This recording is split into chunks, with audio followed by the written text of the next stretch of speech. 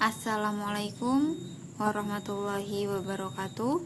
Saya Balkis Widyaisya dengan ujung NIM 68 akan mempresentasikan hasil ujian akhir semester analisis data dan cuaca iklim.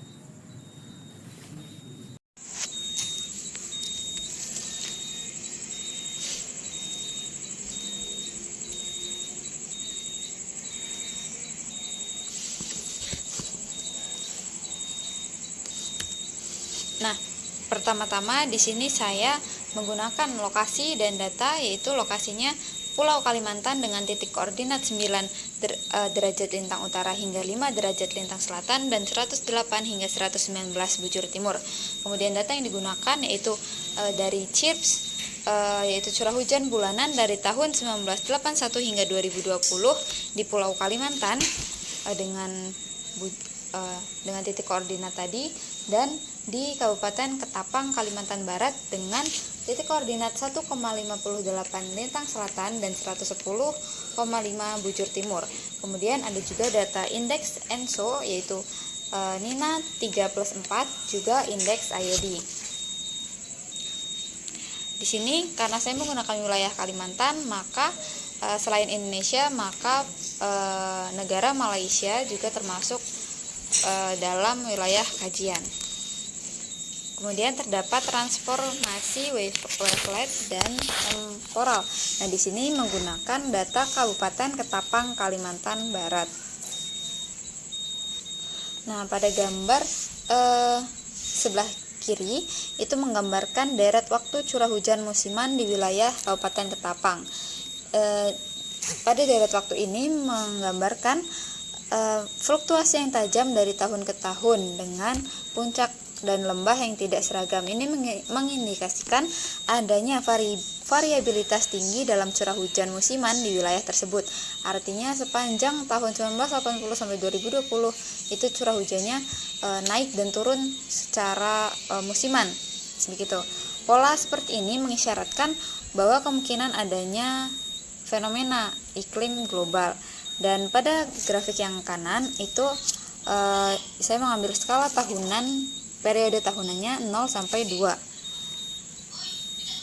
Nah, di puncak grafik itu terdapat variasi yang terbesar pada tahun 1997 sampai 1998 yang kemungkinan berkaitan dengan peristiwa El Nino yang sangat kuat pada periode tersebut. Ini sesuai dengan penelitian oleh Aflahah dan kawan-kawan pada tahun 2019 yang mengatakan bahwa kebakaran hutan dan lahan dengan intensitas tinggi di Kalimantan tercatat terjadi pada beberapa periode El Nino termasuk 1997. Kemudian terdapat wavelet power spectrum di Kabupaten Ketapang, Kalimantan Barat. Pada global wavelet spektrum yang sebelah kanan itu mengindikasikan puncak power itu terjadi pada sekitar periode 1 tahunan. Ini menunjukkan bahwa variasi tahunan adalah yang paling dominan dari deret waktu curah hujan tersebut. Kemudian artinya fluktuasi curah hujan yang paling kuat dan berulang secara konsisten dari tahun ke tahun terjadi pada skala waktu sekitar 1 tahun, yang mencerminkan pola musiman yang jelas. Untuk menjawab soal nomor 3, yaitu analisis spasial dan prinsipal komponen analisis atau PCA. Pertama, ini ada scree plot yang menunjukkan di sini terdapat dari titik sebelah kiri sampai sebelah kanan itu bisa dilihat bahwa titik 2 hingga 3 komponen pertama sebenarnya cukup untuk mewakili sebagian besar struktur data, karena bisa dilihat bahwa setelah titik 4 ini cenderung tidak berubahnya itu tidak signifikan. Namun saya mengambil PC-nya hingga 4 karena saya menganggap bahwa perubahan garisnya itu di sekitar 5 dan seterusnya.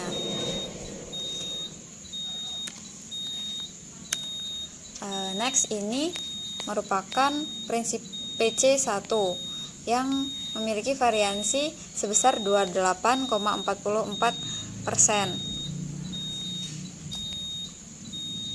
Pada pola spasial PC1 itu menunjukkan kontras yang jelas antara bagian barat dan timur Kalimantan. Oke, di bagian wilayah barat hingga barat laut itu berwarna merah, yang mana magnitudonya itu negatif, sedangkan di bagian timur ke selatan itu menunjukkan magnitudo positif, yang bahwa mencerminkan kontras antara warna ini mencerminkan ketidaksinkronan spasial hujan antara kedua. Kemudian pada PC2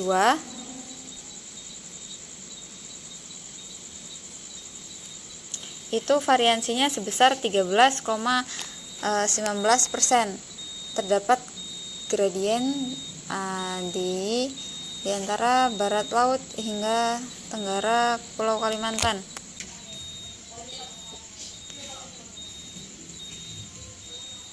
Dari PC1 dan PC2 itu menunjukkan fluktuasi temporal yang relatif tinggi dari tahun ke tahun dengan amplitudonya sekitar 0,1. Hal ini menunjukkan bahwa pola-pola hujan tersebut bukanlah tren jangka panjang, melainkan anomali interanual yang mencerminkan variasi iklim tahunan atau multitahunan. Nah, kemudian di sini ada korelasi antara PC1 dengan indeks iklim. Indeks iklim yang saya gunakan yaitu ENSO dan IOD. Pertama, pada PC1 versus ENSO, bisa dilihat di yang kiri bawah time series itu PC1 atau yang garis biru dan yang bergaris merah yaitu ENSO. Garis merah dan garis biru itu menunjukkan pola yang berlawanan. Artinya ketika ENSO naik maka PC1 turun, yang mana terjadi jika PC1 turun maka terjadi penurunan curah hujan yang menunjukkan penurunan curah hujan.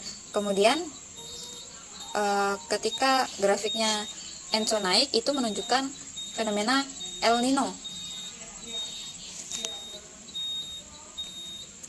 Jika garis merah turun maka menunjukkan fase La Nina, dan garis biru naik maka menunjukkan PC1 yang naik, yaitu mengalami kenaikan curah hujan, yang mana ini sesuai dengan pemahaman umum mengenai jika terdapat fase La Nina maka curah hujan meningkat dan fase El Nino curah hujan menurun. Dan pada scatter plot itu terdapat korelasi negatif antara PC1 dengan ENSO, yaitu dengan nilai R sebesar minus 0,319. Ini berarti bahwa ketika indeks ENSO meningkat atau menuju fase El Nino, maka nilai PC1 cenderung menurun, yang dalam konteks PCA curah hujan diartikan sebagai penurunan curah hujan di wilayah yang memiliki bobot positif dalam pola spasial PC1. Sebaliknya, ketika nilai ENSO itu La Nina atau negatif, nilai PC1 itu meningkat, yang menunjukkan peningkatan curah hujan.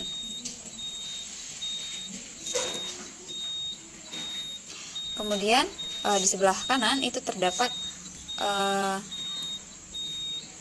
hubungan antara PC1 dengan IOD. Pada time series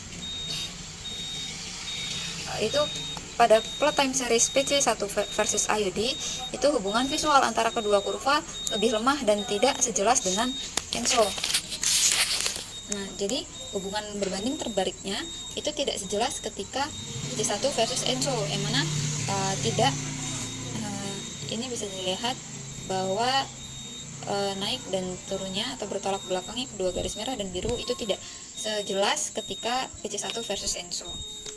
Kemudian korelasi scatter plot itu menunjukkan hubungan PC1 dan IOD yang lebih remah, yaitu R-nya minus 0,2. Ini menunjukkan bahwa fase positif IOD itu diikuti oleh penurunan curah hujan atau PC1.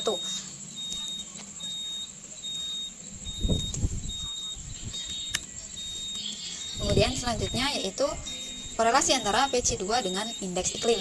Yang sebelah kiri yaitu PC2 versus ENSO. terdapat di grafik time series yang bawah itu terlihat hubungannya juga cukup lemah. Jadi kontras naik turunnya tidak sejelas ketika tadi PC1 dan ENSO, yang menunjukkan bahwa sedangkan grafik time series PC2 versus IOD terlihat korelasinya bisa dilihat lebih kuat daripada PC2 versus ENSO. Selain itu, banyak periode di mana PC2 dan IOD tampak berosilasi secara searah meskipun tidak selalu tepat dalam amplitude dan waktu. Korelasi visual ini mengindikasikan bahwa PC2 kemungkinan lebih terpengaruh oleh fenomena IOD ketimbang terpengaruh oleh fenomena ENSO. Nah, pada scatter plot sebelah kiri menunjukkan korelasi negatif antara PC2 dengan ENSO, yaitu dengan nilai R minus 0,371. Ini menunjukkan adanya hubungan, yaitu ketika ENSO meningkat atau fase El Nino itu diikuti dengan PC2 yang menurun, yaitu penurunan curah hujan. Dan kemudian di scatter plot PC2 versus IOD itu juga korelasinya sangat lemah, yaitu 0,002. Sebaran titiknya tampak acak dan tidak membentuk pola tren tertentu, baik linear maupun non-linear. Ini menunjukkan bahwa IOD sebenarnya tidak memiliki hubungan yang signifikan dengan PC2.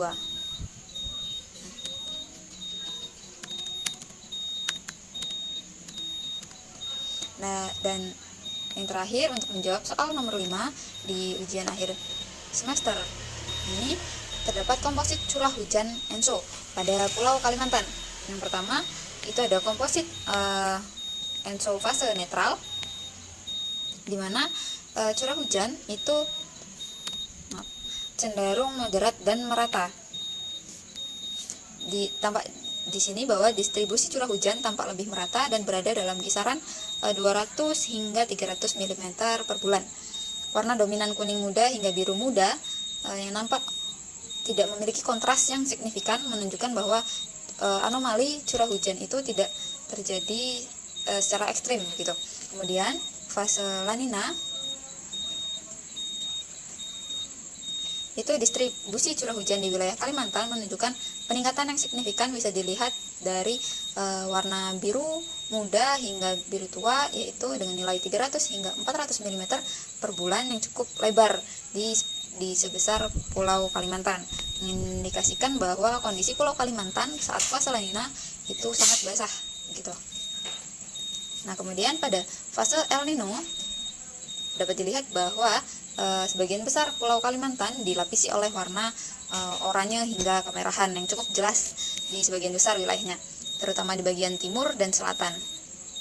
Warna merah, jadi di sini curah hujannya menunjukkan angka dari sekitar 250 hingga 100 mm per bulan, yang mana menunjukkan penurunan curah hujan di Pulau Kalimantan. Gitu. Hal ini sesuai dengan pemahaman bahwa ketika terjadi fenomena El Nino, maka curah hujan mengalami penurunan. Maka didapat kesimpulan, yaitu pengontrol utama variabilitas curah hujan di Kalimantan merupakan ENSO atau kemudian komponen utama PCA menunjukkan pula curah hujan di Kalimantan yang berbeda terhadap fenomena iklim global. Kemudian IOD sebenarnya memiliki kontribusi terhadap pola curah hujan di Kalimantan, namun pengaruhnya relatif lebih kecil dan cenderung bersifat pelengkap, bukan pengontrol utama. Dan juga dapat dilihat dari gambar dan grafik bahwa transformasi wavefront dan PCA menjadi metode yang cukup efektif dalam mengungkap struktur dominan dalam data iklim dan memberikan wawasan yang lebih dalam terhadap pengaruh iklim global terhadap hujan di wilayah Pulau Kalimantan. Ya, terima kasih. Demikianlah presentasi dari saya. Wassalamualaikum. Mohon maaf atas kesalahan dan kekurangan. Saya akhiri. Wassalamualaikum warahmatullahi wabarakatuh.